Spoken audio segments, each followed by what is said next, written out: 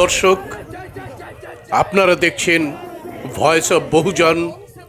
আমি শরদিন্দু বিশ্বাস। 2018 সালে এই বাংলায় শুরু হয়েছিল নীল ঝড়।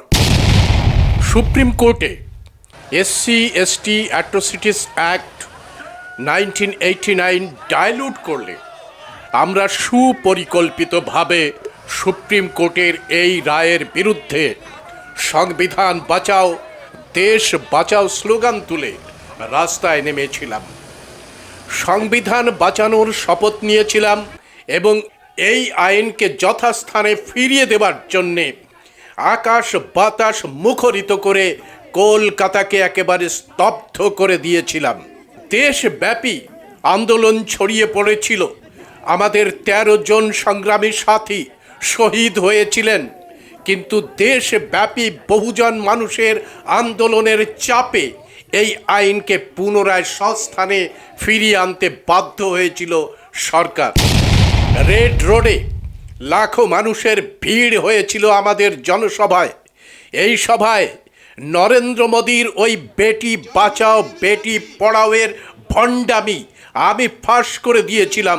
ফাঁস করেছিলাম কেন এই বিজেপি আরএসএস ধর্ষকদের বাঁচানোর জন্যে ভারতের পতাকা নিয়ে ভারত মাতা কি জয় স্লোগান দেয়। দেখুন 2018 সালে আয়োজিত কলকাতা রেড রোডে আমার সেই বক্তব্য। জয় ভীম সাথী, আপনারা দেখবেন হাড়ি কাঠে বলি দেওয়ার আগে পশুর মাথায় সিঁদুর পরানো হয়। কোন রাষ্ট্র জুড়ে সন্ত্রাস করার আগে একটি সুন্দর করে প্রোগ্রাম সাজানো হয়। সেই প্রোগ্রামের নাম দেওয়া হয় দারুণভাবে ভারত নির্মাণ অথবা ভারত সাফাই অভিযান। দুই ভাবে দেখবেন এটা। দেখবেন মোদি সাহেব একটি প্রকল্প এনেছে, বেটি বাঁচাও বেটি পড়াও। আমরা শুনে মনে হয়েছে বেটিদের বাঁচাতে চায়, বেটিদের পড়িয়ে সেই বেটিদের ভারতের প্রকৃত মা হিসেবে গড়ে তুলতে চায় মোদি সরকার। কিন্তু ভেতরের যে হিডেন এজেন্ডা সেটা আমরা বুঝতে পারিনি যে মোদি সরকার প্রত্যেকটা মানুষকে হুঁশিয়ারি দিয়েছিল যে আমার গোরক্ষক বাহিনী, আমার ধর্ষক বাহিনী ভারতবর্ষে তৈরি হয়েছে, তোমাদের ঘরে ঘরে বেটিকে বাঁচাও, না হলে সে ধর্ষিত হবে।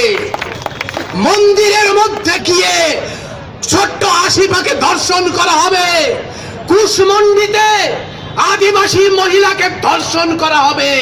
এটা আমরা বুঝতে পারিনি যে মোদি সরকার আসলে বলেছিল আমাদের তোমরা তোমাদের বেটিগুলোকে সুরক্ষিত রাখো, কারণ এই ধর্ষক বাহিনী, এই গোরক্ষক বাহিনী এরা তোমাদের উপরে হাত দিতে চলেছে।